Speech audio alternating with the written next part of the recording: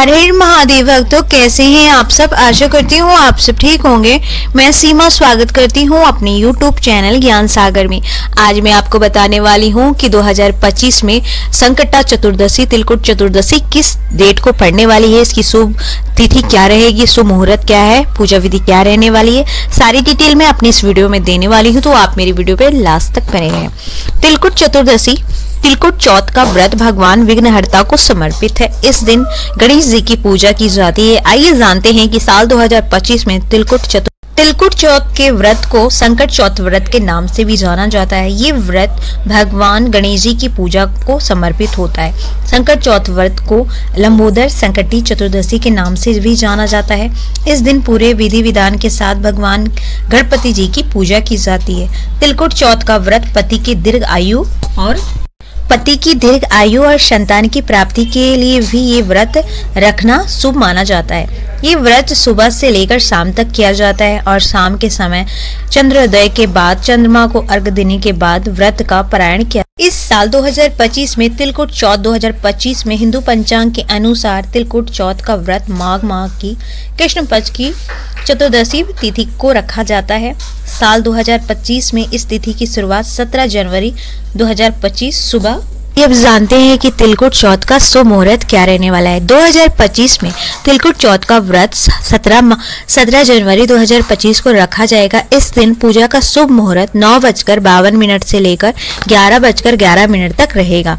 इस दिन 17 जनवरी को चंद्रोदय का समय 9:09 पर होगा। इस मुहूर्त में चंद्रमा को अर्घ्य अर्पित करना शुभ होगा।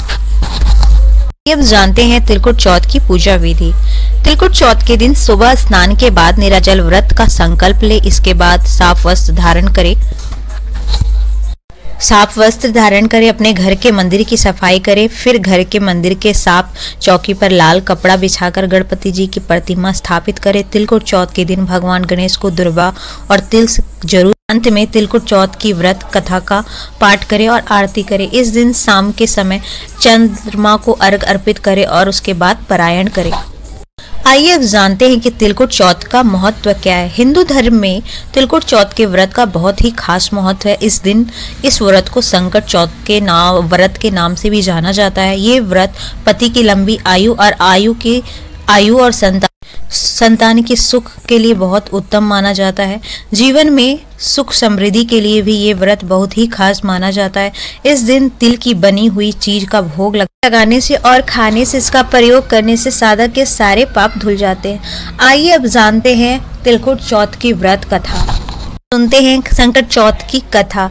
एक बार माता पार्वती स्नान करने जाने से पहले अपने पुत्र गणेश जी को स्नान घर के बाहर रहने का आदेश दिया और कहा, जब तक मैं स्नान कर खुद बाहर नहीं आ जाती किसी को भी भीतर आने की अनुमति ना देना। बाल गणेश की माता की बात मानकर पहरा देने लगे। उसी समय भगवान शिव आए, लेकिन भगवान गणेश ने उनको अंदर जाने नहीं दिया। लगी महिलाएं अपने बच्चे की सलामती के लिए माघ माह के कृष्ण पक्ष की चतुर्दशी को संकट चौथ का व्रत करने लगी। यह व्रत बच्चों पर आने वाली सभी संकटों को दूर करने वाला माना जाता है। ये थी संकट चौथ की कथा। अगर आपको मेरी ये वीडियो पसंद आई हो तो प्लीज़ आप मेरे चैनल को लाइक, सब्सक्राइब, शेयर जरूर कर दीजिएगा। हर हर महादेव, जय श्री शंभू।